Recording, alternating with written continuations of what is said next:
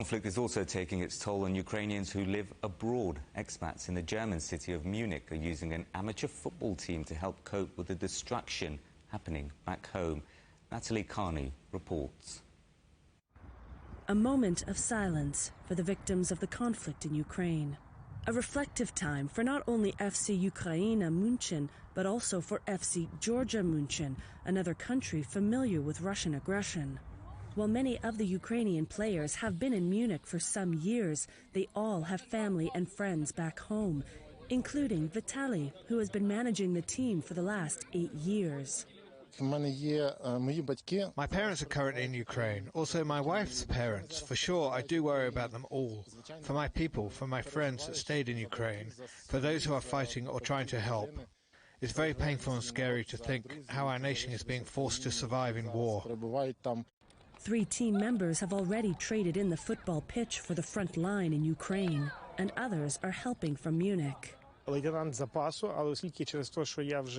I'm a reserve lieutenant, but because I've lived in Munich since 2010, I did my studies here and I have a work contract. I can't abandon everything and go, but we do a lot to help Ukrainians through volunteer organizations. We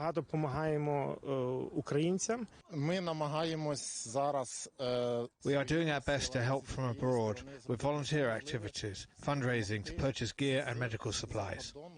While this friendly match raised over $1,300 for the Ukrainian armed forces, sports in general is helping these guys deal with the very raw emotions they are facing. For sure, sport helps. We have an opportunity to switch off for several hours, to run out all the negative feelings we have inside, all that we have seen of the tragic situations all over Ukraine. Leading psychologists agree that sport of any kind can help alleviate post-traumatic stress disorder, and it is increasingly being used by specialists who are dealing with children affected by conflict and natural disasters.